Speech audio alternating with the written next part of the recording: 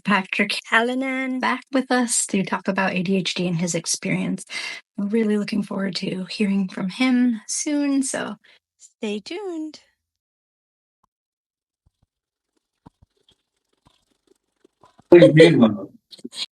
Welcome back to the Kainos Joy podcast, where we reframe what it means to be neurodivergent, one powerful story at a time. Today, I'm thrilled to introduce someone who brings both wisdom and warmth to the conversation. Patrick Hallinan, 50-year-old husband, creative thinker, and lifelong ADHDer who's turned what many once called a deficit into a dynamic force for good. In this episode, we dive into some real talk, how ADHD shows up in midlife, getting a late diagnosis, what it's like navigating relationships with a neurodivergent brain, and the unique strengths that come with embracing your wiring instead of fighting against it, whether you're newly diagnosed or decades into the journey. Patrick's insight will make you feel seen, inspired, and maybe even laugh a little too. So grab your coffee, take a deep breath, and get ready for an honest, hopeful chat about living fully, living well, and thriving with ADHD. Let's get into it. All right, so he's coming on soon. He'll be here soon. He's just getting ready. Some of the topics we're going to talk about is ADHD and identity. We're going to talk about, here he is, diagnosis, misdiagnosis, workplace, productivity or not productivity. We're going to talk about these things. We're going to get into it. And one of the important key elements is to always focus on the good. Because when people talk about ADHD, oftentimes there's a misunderstanding about what it is. So we're going to talk about what it is and what it isn't, and just to clear the air about that. We'll also talk about mental health and burnout, maybe even get into medications and alternatives, relationships, and maybe some trends. We know right now that this ADHD, everyone has ADHD trend is going around, and it's actually not a good thing because everyone doesn't have ADHD. ADHD is a real thing, and when people are going around saying everyone has it, that kind of minimizes the severity of it and puts us even more at a disadvantage, especially when we're trying to educate people about what it is and what it isn't. So we'll get into that because I think this is really, really overdue. And I think this overtrended TikTok message about ADHD is not 100% accurate. And be aware of anything you watch on TikTok, YouTube, or anything. Don't even listen to me. Do your research yourself. This is just one person, two people sharing their heart, how we feel, how we've lived our life, how we've gotten through hard times, and how we've progressed during this time. So yeah, let's start with that. We'll start with the question about feeling overwhelmed and how to feel better about it. I know with ADHD, there's so many different topics we can dive into, but one of them we were talking about was being overwhelmed, or you could say overstimulated. What has been one of your, Patrick, what has been one of your biggest stumbling points now that you've got your late diagnosis? Thinking about your past history, what was one of the stumbling points that you came across in your life? Maybe you have one concrete memory that you want to share with us, or maybe there's just multiple ones. You want to tell us a little bit about who you are and the difficulties and then the light at the end of the tunnel there? Well, going into who I am could be an episode in and of itself, right? And so one of the recognizable difficulties that I have encountered with ADHD is that I continually pursue perfection or a goal. I continually am looking to the horizon because what I have isn't living up to the achievements that I have envisioned for myself. So I keep striving and going forward and not appreciating what I have achieved in the moment. So I would say I've had a problem with looking at the horizon and achieving. It's that strive for perfection and not looking my feet and appreciating what is the moment in my life, right? Okay. It's not explosions and fireworks. It's about finding that little hill at the end of the slog through the quagmire that brightens my life. Yeah. Well, it seems like you were telling me a little bit about your wife, and we won't go into all the personal things, but it sounds like you're happily married. Things seem to be going well, and got a lot going on. Mm-hmm. But that's a light, right? That's something. Oh, that's a huge thing. Yeah. She's my anchor, right? We happen to have like a situation here where she keeps me from flying too close to the sun, and I drag her out of her box of comfort. So we play off each other, and she makes my life better by keep me from being too much Patrick at times. And you know, she'll each out of that, get out of that little cave of comfort. She'll reel you back in, right? Yeah, absolutely. She's got me on a leash, and that's good. But I don't need to hit the sun. Yeah. I just can't recognize it sometimes. Right. Yeah, that's a big problem, is like recognizing when we're sort of going over the edge there, or social cues. I know picking up on social cues can be difficult for us, especially if we're really interested in something. And I know so many times, even in my relationship with my husband, who's known me for years, I'll be sharing something I'm really interested in. He'll have to tell me multiple times that he's not interested in it. I'll be like, but you're not. Well, how, why? And it's like the poor guy, he's like, I'm just not it, and of course I understand, like, because he's a musician and he knows things that I have no idea what he's talking about half the time, and he knows not to share that with me. But with me on the other end, sometimes I just don't know when to stop. I don't know when to stop talking. Shut my mouth, But it's also a neurodivergent thing too, because I know people with autism also struggle with that. So it must be the way our brains are wired. I would not say. Actually, what I would say is that everything is a spectrum, right? We are like if you were to follow every neurodivergent pattern, right? It's a starburst. And so you have these lines shooting out from the center, which is you, right? And we're all somewhere. Those lines are longer for some and others, and so we're this amalgam of these, different cognitive routines that we've developed over the years. That's what makes it so interesting, in my opinion, is that we're so different.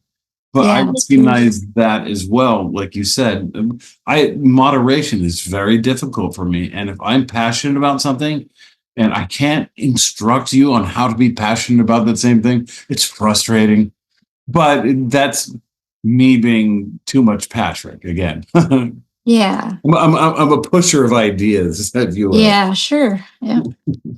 So some of that is like just basics, letting go of ego or whatever. So you get into psychology and all that. But I don't know. The thing I guess that I really want to focus on too is like you said, imposter syndrome. And why do you think we have it more than the average person?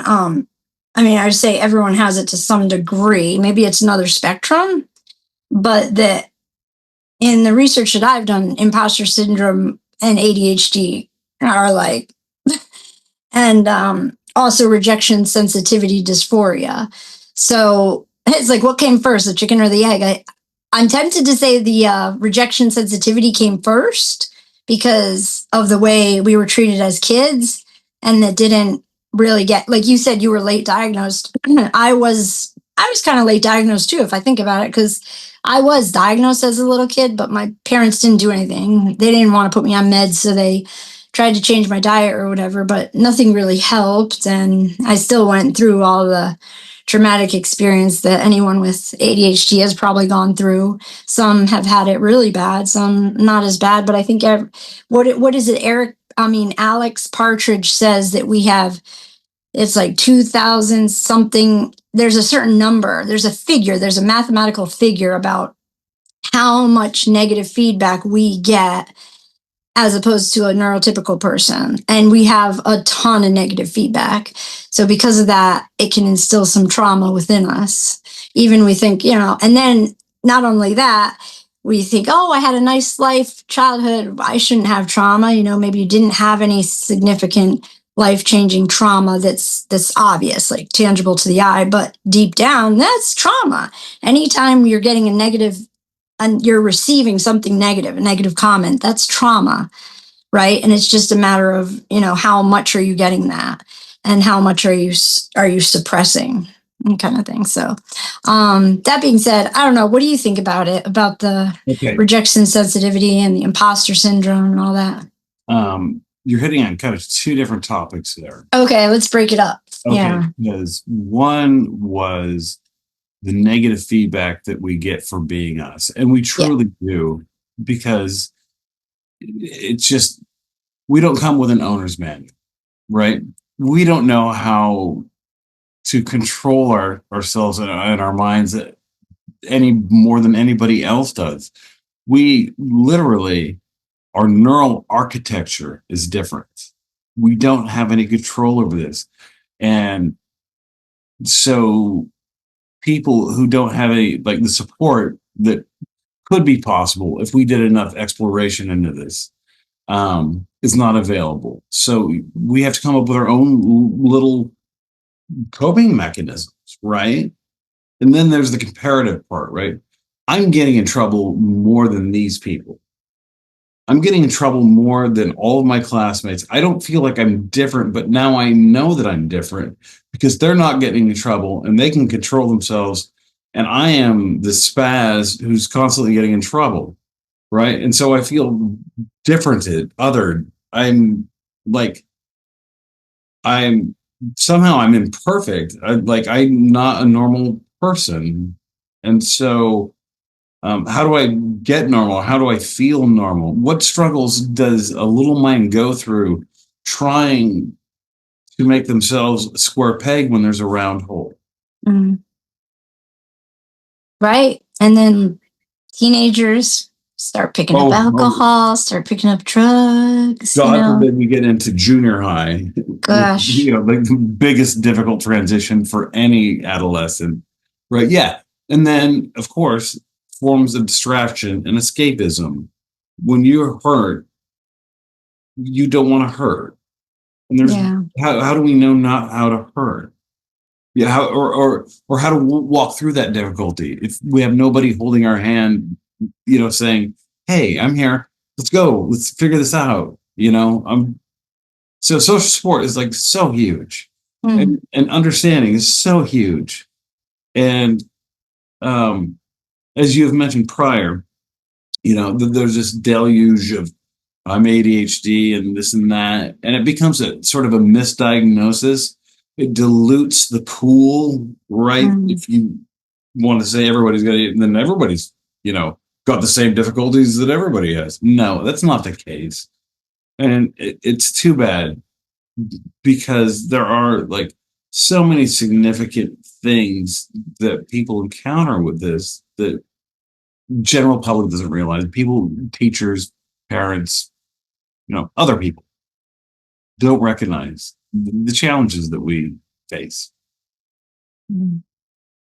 So, I mean, that's the dilemma I'm sort of in. Do we get rid of the label altogether? I don't like the label. I tell people all the time, I don't like the 2Ds. I don't like the disorder, the disability part, because I'm just the type of person that I don't want to believe negative things about myself, because I'm a true believer in the power of thought, like the self-fulfilling prophecy kind of mentality, believing you're good, you're whole, you're pure, you're believing good things, right? And I won't get into even my faith or whatever, because we already did that in the last one, and just believing that we're grounded keeps me grounded. And some people might say, well, you're living in a delusion. Well, I truly have experienced the change within my soul, when I was drinking and using, I mean, I have a whole history of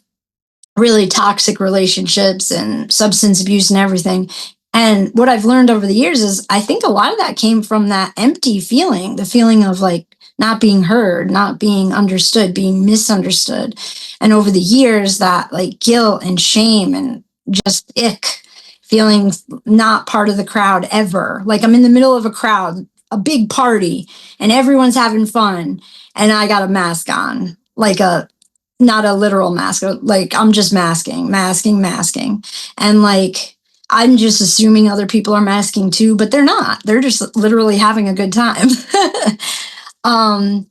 So I guess I can relate to the autistic too, because I used to have social anxiety and I understand what it's like to mask. They do it as well. I'm learning a lot about autism. But where I'm going with this is just the whole identity. Do we identify as someone with a disability, or do we identify with someone who has a superpower? I've heard both stories. I've heard people saying, yeah, ADHD is my superpower. And I've even talked about it before. Like there are positives. There are, like I can hyper focus. I can get things done in a short amount of time because under pressure we work really well. I can help people when they're really stressed out because stressful situations cause adrenaline, and adrenaline is something that we live off of because of our dopamine levels are so low and things like that.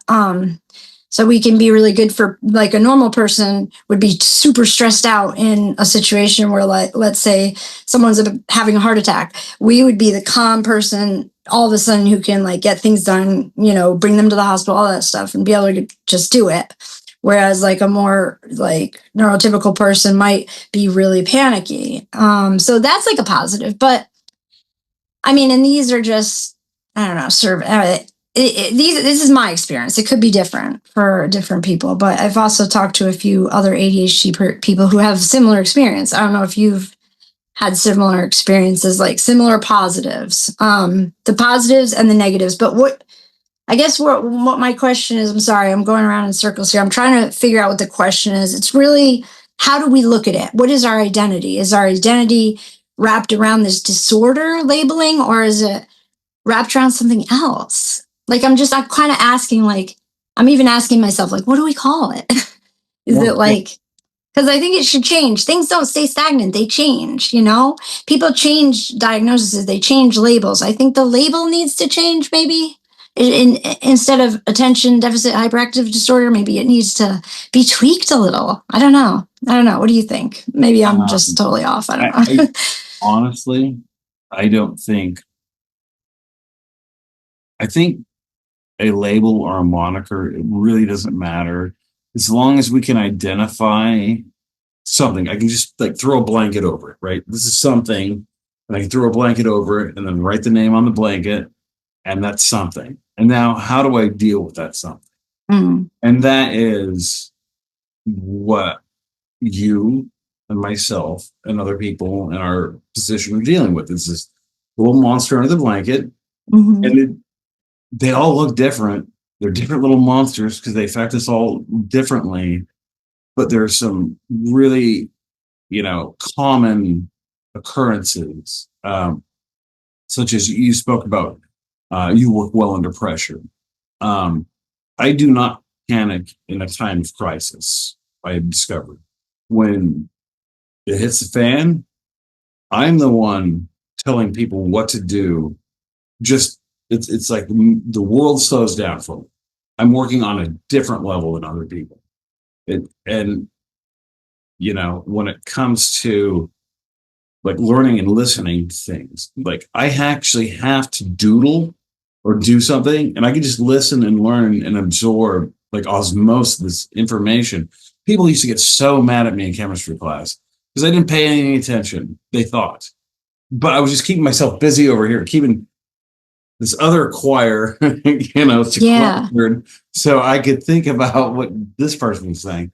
It's but that's my own like coping skill, right? Fidgeting is not a bad thing. No, not at all. It gave me a way to be able to listen. It's just like exploring that. That That's so good. See, that's bringing awareness right there, because people might not know. This is good for teachers to know.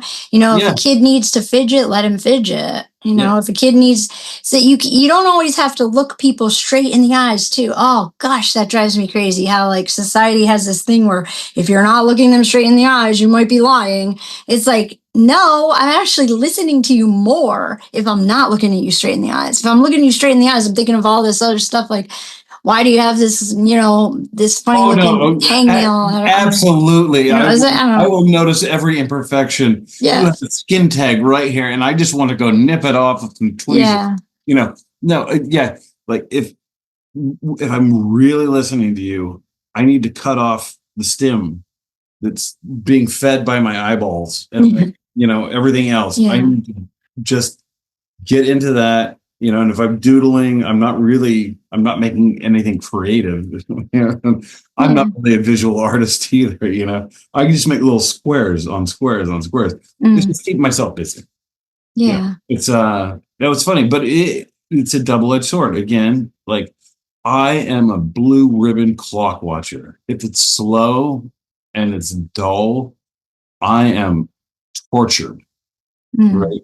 I worked inpatient psych, and so sometimes we'd go sit. We would be forced to go sit with somebody like who's up on med surge, and you have to make sure they don't, yard their IDs up because they're delirious or whatever. And so sitting in a dark room watching somebody snoring, that's very peaceful. And that would be nice if I could sleep, but I can't. I have to sit there and watch them. It's the most torturous thing to be handcuffed to an asshole 24/7 and dive into an 8-hour well of toxic self-reflection. Wow. I mean, I'm coming up with worst case scenario. Sure. But that's just the way my mind works. It moves really fast, and my wife has done a good job of letting me know that not everybody else's mind moves as quickly and that I need to develop patience. Yeah. And I understand that, and I absolutely agree with her. Yeah. I seriously think that our vocation really matters too. And I think that's why I'm in the job field that I'm in, honestly, because I have to practice patience every single day. I work in special needs, and it's funny. The particular kid that I work with too is just one of those who is just very slow. Literally, it doesn't. Bright kid, smart kid. Nothing. I'm not saying slow. I'm just saying like he moves very slow. Physically. Yeah, very slow. Yeah. And so I'm like, is that why I'm here to learn?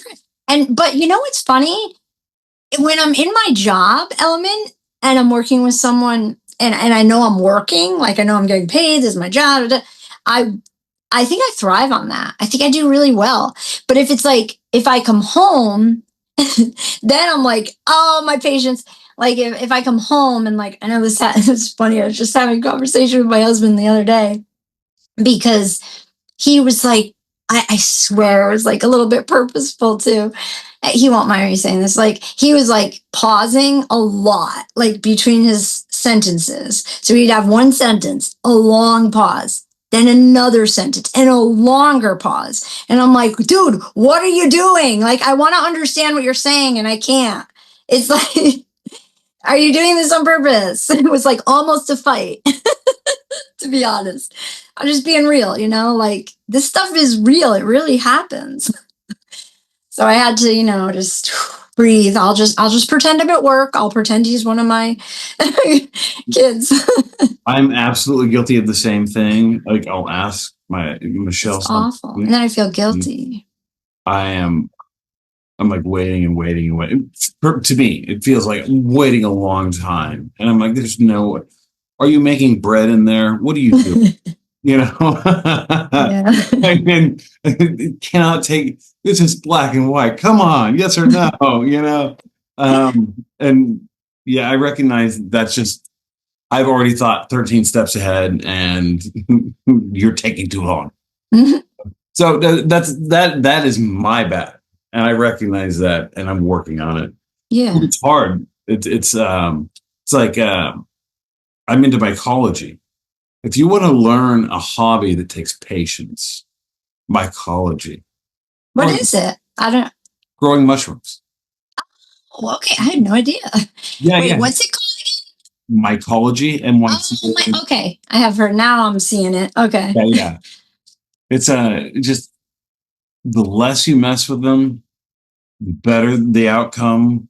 The less I think about them, the less I look at them, but you're eager to see, have I done well? Is this going to be fruitful? Yeah. And so, but it turns out that patience is the best nutrition for them. Yeah, that's how I feel about gardening too. Oh yeah, no, I garden as well, but I love to garden. It's a little different gardening. I think I always plant radishes because pop up. Oh yeah. Even though I hate them, and I don't think I've ever had a whole radish because we have a lot of rabbits around here, so you would get tops eaten off. I just figure I'm feeding the bunnies. It's cool. Oops, hold on. Somebody fell. Oh, there we go. Okay. I think I'm good. My connection fell literally. Hold on.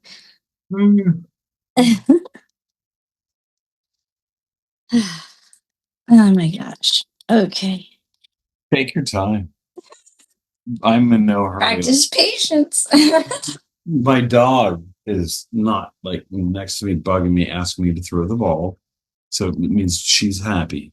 Yay. She is like probably just walking over her domain or whatever that goes on through a dog's mind. It's not food or ball. I don't know what it is. Mm-hmm.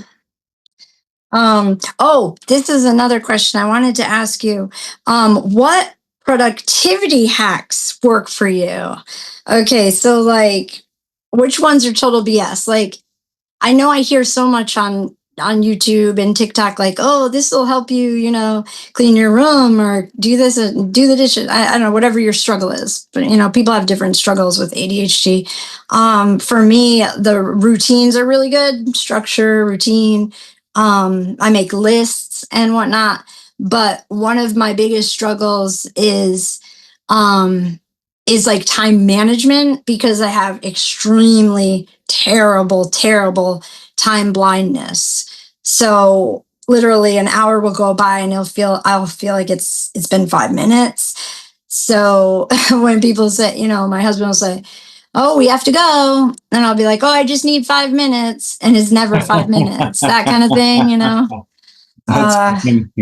But my intention is really that it will be 5 minutes. It's really a strange phenomenon. And I realize I'm not alone when I saw that woman on ADHD Love, the one with the black hair and the blue. She has black and blue hair. She's kind of a punk. She's super cool. Her name's Rox. And she talks about that, living with time blindness, and her husband's on it. They're funny. They're totally hilarious. But like, I don't know if you have time blindness or if you have problems with like productivity, like getting things done on time. I have, well, not when there's a deadline. That's the deal. Not when what? If there's a deadline. Okay. I always meet the deadline. If I have a responsibility and there's a deadline, if I have to, which I frequently have done, do it minutes before it has to be done. Yeah, but that's what I mean. Like, we wait till the last. Oh God, it's so horrible, And then every time I kick myself in the butt saying, it took only this long, and then I wouldn't have had to stress out for these 8 weeks, right? Yeah. But no, I'm just gonna stress out and then do it at the very end. It's something that I'm cursed with, and I have given up on trying to change. Right. This productivity, like I have so many projects. I have a myriad of projects around this house, and I have half of them half started. But the getting things prioritized when there's actually no deadline on any of them, I'm not really driven, except for like mowing the lawn. I'm on an acre, right? So I have to keep up with the yard. Otherwise, I'm going to be eaten by Mother Nature, But like, it's the other things. It's it's a matter of now that you speak of it, I'm looking at it and I'm saying, if there is a deadline, I will make it and I will get it done. it's open-ended and it's self-driven, I can procrastinate forever. So maybe giving ourselves deadlines. You know what? Now that we're talking about it, I don't think that's a bad idea. Like, I do have lists. I've learned that I have to make lists. I mean, in order to remember all of my projects that I've begun. Yeah. You know, and yeah, the things that I need to do because I have so much shit. You know, I'm an adult. It sucks. Yeah. Adulting is hard. Yeah, I did not sign up for this crap. But it's okay. It's, you know, it's part of part of the process. Yeah, that's trust in the process. Without challenge or difficulty, what is life? Mm-hmm. It's nothing. There's no contrast. So, you know what? I'm going to slog through this quagmire and I'm going to try and appreciate it. And I'm going to say, you know, well, that's a pretty toad, you know, but when I get to that hill and I get to sit on dry land, look up at the sun and be like, that was worth the walk. Yeah. So you said you're happy in your vocation, right? You were working in pest control and you pretty much worked for yourself. There were certain parts about that job. That was a stopgap measure, right? I'm into like therapy. That's why I'm halfway through my master's, right? You know, because I want to go into therapy. No, there's a reason I'm asking you. But I appreciated that job for several reasons. You know, like I didn't have anybody breathing over my shoulder as I'm doing work, right? I'm freelancing. I get to educate people, right? I get to make their lives better, not only by like eliminating their bugs, but by letting them know how to never see me again if they, you know, keep up with, you know. So education, that turns out to be like a really fulfilling and important part of my job. But even connecting with people and walking outside, it gave me, it reinvigorated my passion for the outdoors. And I had lost it working like as a bartender and in the hospital for like that's right. years. So getting back out there, being like kicked out of the nest almost, right? It's wondrous. I've seen things. I saw a newly born monarch butterfly. You know, the wings were still, were still wrinkled from ripping from the chrysalis. Who sees that? Yeah, that's you know, that just I got so lucky. You know, I'm so fortunate. So it really helps with my gratitude. Yeah, sure. Yeah, that's beautiful.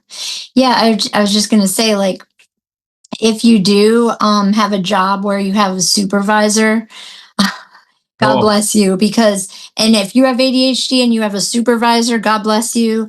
If you are a supervisor, if you are an ADHD person and you are a supervisor, I hope you're a good one, because I might be stereotyping, but I think that people with ADHD make excellent supervisors because we know what it's like to get bad supervision. Like, we've been through like every realm of hell when it comes to like bad supervision. Almost everyone I've ever talked to has agreed with me on that. So, you know, any, you know, retail job, whether it's a retail job or even in education as a paraeducator, depending on your situation. I have a lovely job. I love my job. I have an excellent supervisor, finally. But it took a while. I mean, especially being a young white female, because on the outside, people think, oh, this person doesn't have a disability. In fact, they'll stereotype you as well. They'll say, oh, this person has never had a hard moment in her life. You know, she's privileged. And it's like, no, you know? So I've had so many situations where people have just been like, just so negative about everything. And if you're like, and here in Connecticut, you were talking about Connecticut sucks, kind of does about certain things. I don't think it sucks. Well, okay. Well, I would say that like the people here in Connecticut are a lot of them are stiff-necked. I will say that. And I mean, it's very, very, very, very structured. Like, you have to be to work early. You can't be on time or like a minute late. If you're a minute late, you're very judged. It's very weird.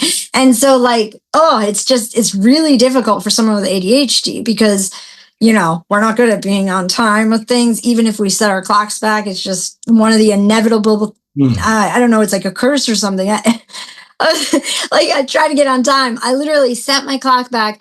I'm supposed to be at work earlier than everyone else, right? Because of my schedule, I go from 8:15 to 3:15. Everyone else goes from, and this is because my boss accommodated me because I have to pick up my daughter, and so it's just a 5-minute difference, right? But like I get to work, and I'm pretty much always on time now. I'm at 8:15. I'm there, but I see people there at 8:10, and you know what?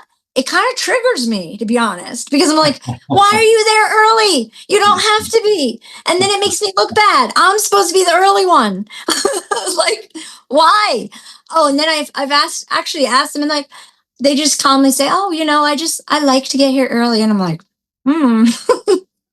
I wish I had that characteristic. I really do. That's funny.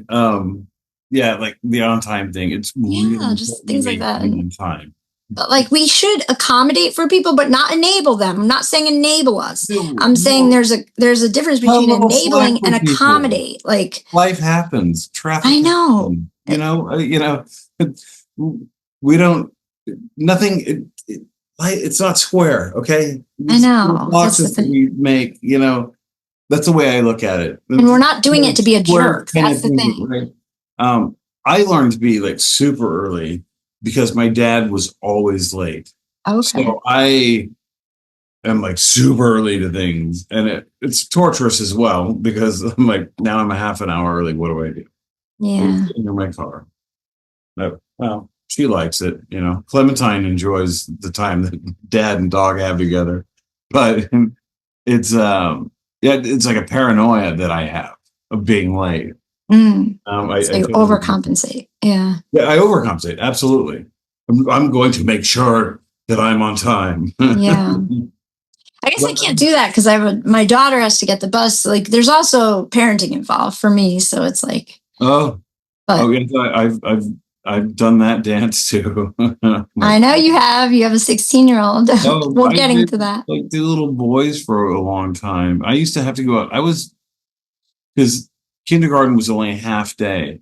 So I would go out and wait with all of the moms. I was the only guy out there, wait for the bus to pick them up and wait for the bus to drop them off like 4 hours later. And this is after working all night as a bartender. So I got like a couple hours of sleep in there, but it was just funny. I got in together with all the moms. We would talk about recipes. I felt like one of the girls. I'm a foodie.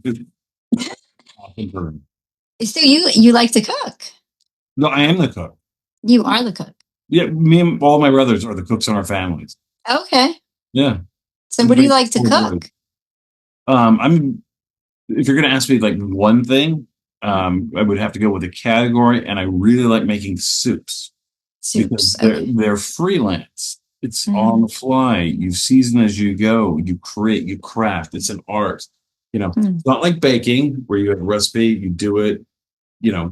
There's like this rolled out, step of things step you do. Yeah. This is like, here's what we have in the fridge. What's in season? Let's see what we can do. Throw it in. Yeah. Throw it in and see what happens. Yeah, soul food, they call it, right? Don't get me wrong. There's technique. Like you need to know certain things. You need to know the mother sauces and such. Get your mirepoix, your mise en place, which is just prepping your stuff before you cook something. Yeah. Anyway, it's fun stuff. That's good. That's good stuff. A lot of people struggle with that. I know cooking can be challenging with ADHD because you're focused on this, and then I know for me, I've like burned so many pots and pans and things like that because I'm distracted by something else, and saying it is embarrassing. Like I don't want to be that person who burns the pan. It's like. and it's just the worst. It's because you really get, if you're not mindful. I guess mindfulness has helped me, being really mindful of what I'm doing, like extra mindful than a normal person, like really, really stay there. Like it takes a lot of mental energy for me to just stay in front of the stove instead of like meandering around, looking at who's watching what on TV, and making the rounds, just cleaning a little bit of that room and this room, and then that's what I naturally want to do. I naturally want to just peruse around, but how do you stay in front of it? Or is soup different? Is soup like you can walk away, come back? Soup is different in that way. Is that there is like a lot of like if you're just making a soup, you can play with it over the course of 8-10 hours, right? Yeah. I mean, 'cause I have a crock pot and I love that. Crock pot's easy. That's like the best. Right?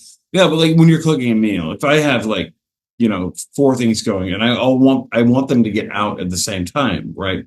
That's the difficult part, is that timing part. And so there's the ballet that you do as a cook, and I call it the cook timer. And I don't set a timer for anything. I just know, because I'm so in the moment and so mindful, and you use all 5 senses. I can hear that is frying kind of hard now, or I can smell that I have probably let those go a little too long on the stovetop. So you're using all these senses, and so you are like encompassed in this, egg of whatever you want to call it. It's just immersion into what you're doing, because I want to do it right. That's perfectionism. Also, is a secondary bonus or deficit from ADHD.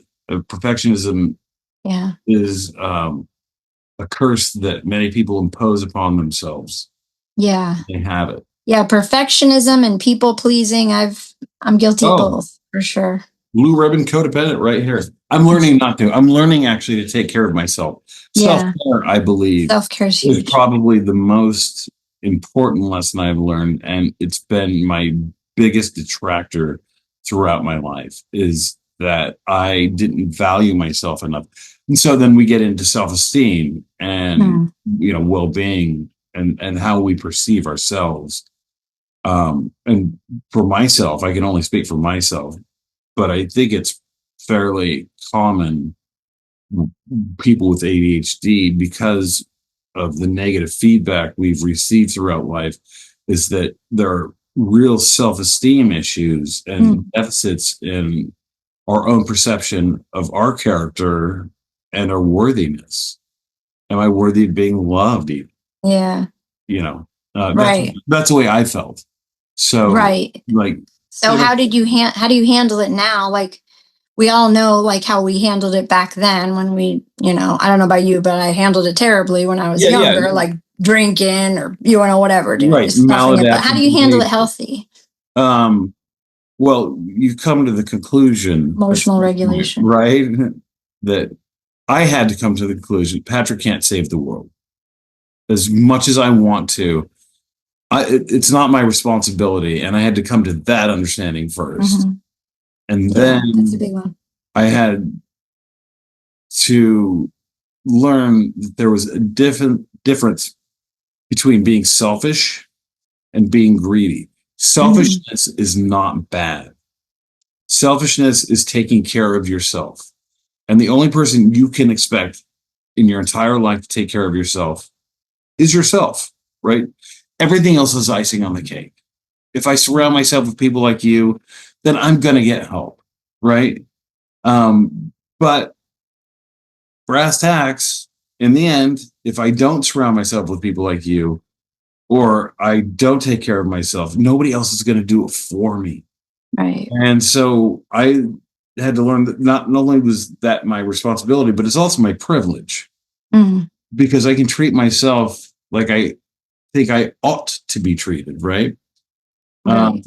This is my logic behind it. And And obviously I can't help anybody if I'm going down the tubes, right? Yeah. You know, if my vessel is empty, I can't fill anybody else's. Yeah. I The hate age old. flips like that, but it is absolutely true. And so I started taking time for myself, and it was really hard because I felt guilty about doing it when I started. I felt guilty. I felt like I should be being productive, helping something, doing something, being something. No, it's okay. You can sit on your tuchus for a day and play with your dog. Maybe go have a Danish. Who knows? Yeah. You know, if Right. that's going to like feed you, your soul, that's absolutely just as important as you. It's more important than you taking care of anybody else. You need to keep yourself available for those people that you love. And the Right. only way that's going to happen is if Patrick takes care of Patrick. Right. So how does ADHD burnout any different from neurotypical burnout, or are there like I personal know. red flags that you're gonna are there red flags like that you're about to spiral, you know, that it sort of stick out for you? Yeah. I don't know. I don't know if I can answer that. That's I'm such an thinking too. amorphous question, right? Because, like, you know, as you stated earlier, you know, life is always in flux, Yeah. and nothing is static. You know, everything in my experience, it's cyclical. You know, the pendulum swings one way, Goes around, comes around. it's Yep. bound to swing the other way too, right? And I've never had an experience where the universe didn't end up taking care of me, but I worried the hell out of it the entire time. I'm trying to learn that lesson. And that probably didn't answer the question that you asked, but that's where it sent me. No, that's okay. That's okay. Yeah. So yeah, the universe. Talk about that, because that's, you were saying your spiritual your spiritual faith is like the universe. So the universe. So how do you spot? I guess the more concrete question would be, how do you know if you're about to spiral? How do you reel it back in? Well, You said your that was it. wife That was helps it. you. That's cool. Yeah. But what Okay. else? What if your wife wasn't involved? What if it's something more personal to you that, Right. like, how would you? Yeah. Because I'm in recovery. Oh yeah, that's right. Yeah, perfect. I recognize the shit fairies, as I so fondly coin them, start talking, right? I mean, that is like the first, you get those feelings.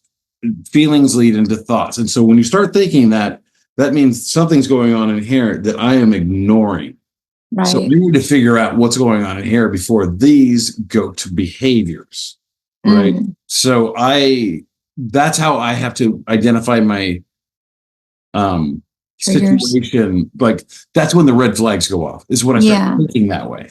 You're identifying the triggers and then reacting. We can deal with that later. Let's just get this under control, and then we can do our detective work. Let's make sure that we're okay right now, today, and that we that Patrick does the right thing and doesn't take the easy way and slip down those same paths that I have been so easily goaded into by myself before, right? Yeah, no, that's good. That's good. And so it's sort of a lot of that DBT, or what it is, cognitive behavioral therapy kind of techniques, right? Well, sounds like you're that sounds more DBT-ish. Okay. Dialectic behavioral therapy, right? Yeah. CBT, different, still very important and still very valuable. I mean, honestly, I think we could all use a little of both. You know? Yeah. I mean, like, everybody could use a therapist.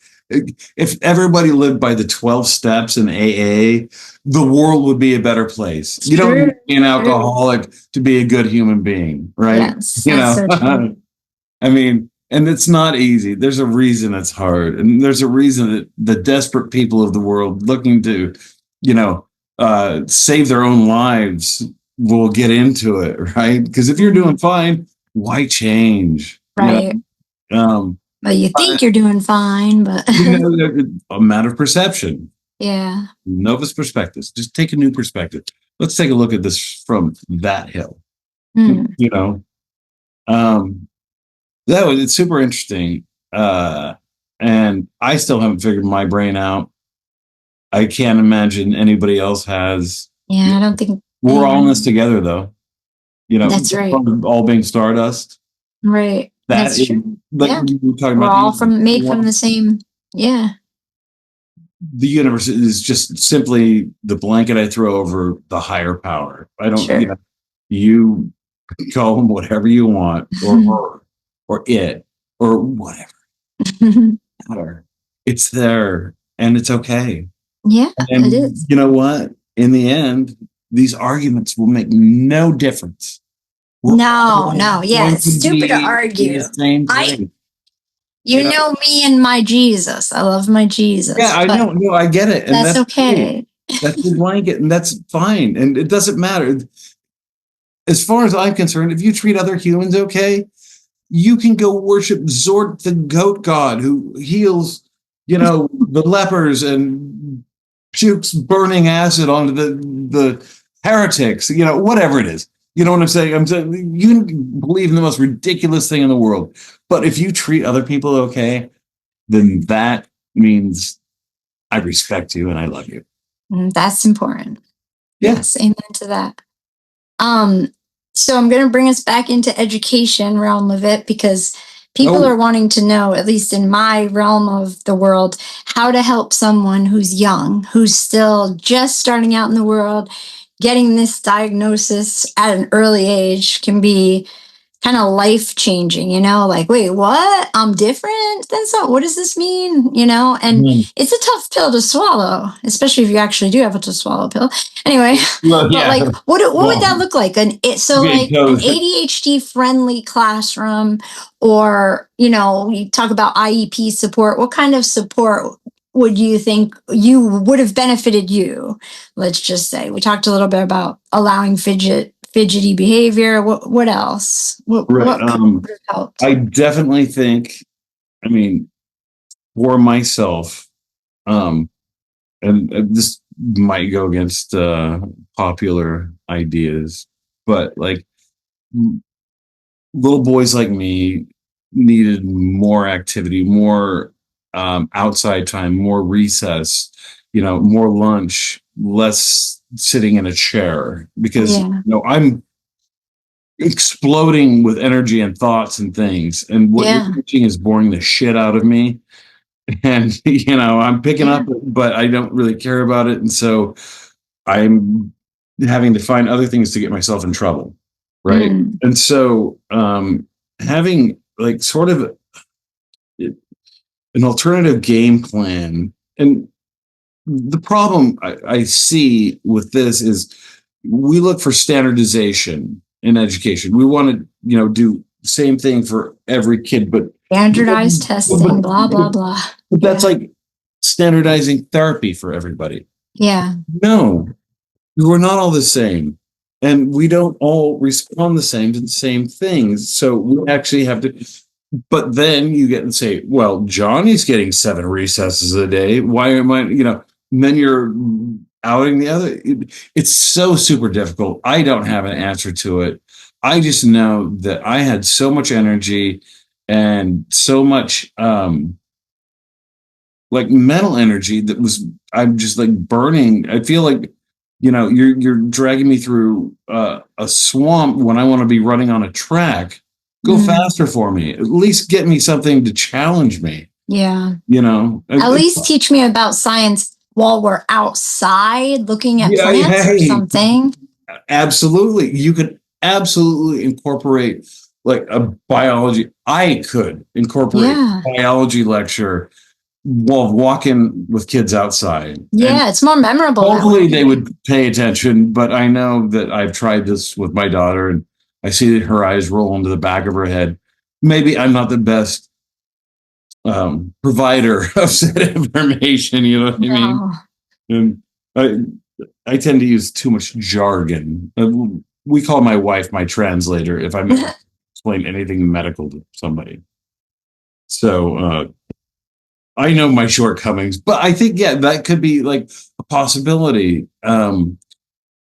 They're but they're neutering so many things in school. Don't even get me started, especially with education right now. Are you serious? Like the most critical time in our country's history, where you and I are looking at it being not only eroded, it is being like massacred. And there's very little I can do about it. What I can do is lead by example and teach the people around me. That is all I can do. Yeah. No, that's good. Good answer. So that's the social aspect of it we already talked about. I have to sort of wrap things up soon because I have to get my daughter. So I want to I have to throw the ball for Clementine. Be sensitive to that. Emotional. Should we talk about emotional dysregulation or? Oh God, yes. No, that is super important. Or medications. Oh, medications. Okay, so for medications for myself, I'm on Adderall, right? I started at 45, and I know it shocks people that this actually helps me sleep. It's really no, it doesn't shock me. No, I know it doesn't shock you, but other people, you give them an Adderall and they're like, oh, I'm like, oh, take a deep breath. Yeah, that's what. Yeah. Although as far as medications go, children and medications, that's a different story in my book. Yeah. I think we should be working more on working with them. Yeah, modifying, like we were talking about, modify your lessons, modify. Like working with them, letting them understand things, like understand that this society wasn't built for you. Sorry, but this is what we can do, and it actually makes us kind of badass. You can do things other people can't. Right. So let's get this. So strength based, right? Let's make them feel good about themselves, not different, other, or pathologize it. Let's make it say it is different, but it's something really special, because it is. Yeah. I mean, there's a ton of research out there that says that we are actually, in the old days, in the caveman time, we were the leaders. We were the alpha. We were the one that were ready to jump when the saber-toothed tiger was there. We were ready to attack or whatever. So it was. I don't know when along the lines it switched, but now it's like in tribal behavior, right? Yes. We're talking about like tribes. Yeah, we would do really good in a tribe. People in a group. No, there were always a few ADHD people in there, and there's a reason there was only a few, because they took more chances than the others and ended up dying. But they would also do things that the others wouldn't do. They would go to the places that everybody else wouldn't go, because that was not like part of the safe zone. They would take chances. So they would actually expand the community and their understanding of their environment. So you've read about this too. Oh yeah, of course. Yeah. If I want to learn about myself and teach people about it, I have to. Yeah, it's interesting. Have a concept. We're like, why in the hell would nature do this to my brain? But you know what? If that's me and that's my role, my job, I accept it gratefully. Yeah. We're survivors. What's that? We're survivors. Yeah. Well, yeah. I've done it thus far. Yeah. I'm not dead or in jail. I know. I think one of the really strong traits of ADHD is perseverance, actually, because we have been through a lot and we continue to go. We don't, I don't know a lot of people with ADHD, maybe it's just my history, that like give up and just, throw in the towel or like become depressed or just, there's just a lot of perseverance, I noticed. So that's a positive. That's a positive. I never paid attention to that. I'm just thinking out loud, but yeah. And I'm following you. Yeah. And that is actually kind of one of the things that I think is one of my strengths. I don't want to like toot my horn, put myself on the, pat myself on the back, but like, yeah, just tenacity, not giving up. I'm just going to do it and do it and do it until I get it, even if it's something maybe I shouldn't be getting, but adaptation and resilience are really important, and tenacity and like perseverance, as you say, that's part of that whole thing. Is in order to achieve B, coming from me, we have to adapt often, because you don't know the path, the journey that you're going to take, what difficulties are going to spring up along the way, and you have to adapt, and you have to be resilient, because a lot of those difficulties might be, injurious, if you will, psychologically or otherwise. Right. Keep going until I won, because the battle wills, damn it. Yeah. I got that screw off. Thank God. It took me 4 hours, 18 solvents. Funny. Oh, so this was good. I wish I would have had like more to, talk about, but it's okay. No. Yeah, this is really all I got right now. I would love to like talk There's to you more. There's a lot of Patrick. Yeah, because I don't go. Mommy brain is like. Yeah, I don't go away, and it's okay. You have access to me whenever you want. You know this that. This was awesome, though. I love it. I love being able to talk about it. I love it's good. It's healthy. Who can appreciate my own struggles as well. It's helping someone out there, so that's what matters. Hey, if it helps any one person, that's right. For a few minutes, that's fantastic. More than I could ask for. Mm-hmm. Yeah, I so appreciate your time and everything.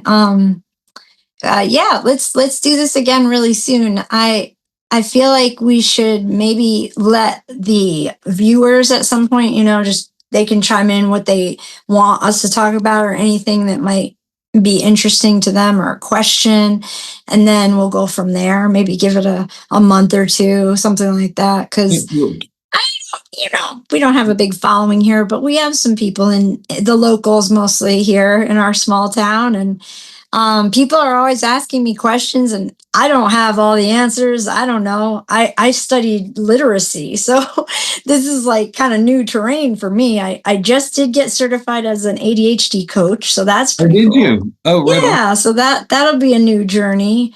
Working on the blog, website design, and all that is new to me, but it's so expensive to pay someone. So I'm like, oh man, I think I'm going to do this myself. So I'm learning that now. Oh my gosh. But I get you. We shouldn't take on too much, right? We got to do self-care. So baby steps. Okay. Yeah. This isn't a race. Exactly. We're trying to do something good for others, and taking a gentle approach is not only good for you, but like you said, let the people see it, let them digest it, and then we can address whatever questions arise. This is like, it becomes a community. This is feedback, right? Yeah. And then this is feeding the people that are interested in this stuff what they want, and I guarantee you I'm going to learn something from their comments for sure. Yeah, exactly. I've learned that I should take the cotton out of my ears and put it in my mouth more. Yeah, I've heard that at meetings before. I heard it from my doctor. Your doctor? Yeah, my PCP. Oh, that's funny. Oh, he's awesome. But awesome. He recognized Patrick for Patrick. That's good. You have a good doctor. That's important. Yeah, no, I click my heels when I'm going to see him. It's like going to Disneyland. He's so cool. It's weird to say that about my PCP, but anyway, it's been great. Awesome. All right, have fun with your dog. Oh, I will. I'm going to take ours out too. So enjoy the sun. Less for a walkie walk anyway. Walkie walk. And she's buried almost all of her balls. I have one out of like 19 balls. They're buried around my yard in various hidden places under bushes. Okay. And I'm also thinking about your wife too. God bless her going through that, and God bless you. Like yeah. it's a lot. What you guys, the surgery and all. No, that is a lot. Thinking of you. Yeah. Well, thank you. I appreciate that. And yeah, that's going to be a white knuckle, however many hour sitting there. Yeah, and I know that she's ramping up right now. It's we're getting closer, and then all of a sudden, shit, this is real. Yeah, that's hard. And I don't do well, so I put it off, the worrying part, until the very end, and then I explode. Well, I know y'all be there for her because we do. Yeah, we stick around. So. Wow, no, I'm like I like to say, I tell people I'm like a toe fungus. You'll never get rid of me. All right, you're awesome. Thank you so much. I really appreciate your time, and you too. Thank you so much. Appreciate you coming on last minute. Yeah, of course. Always there. All right, we'll be in touch.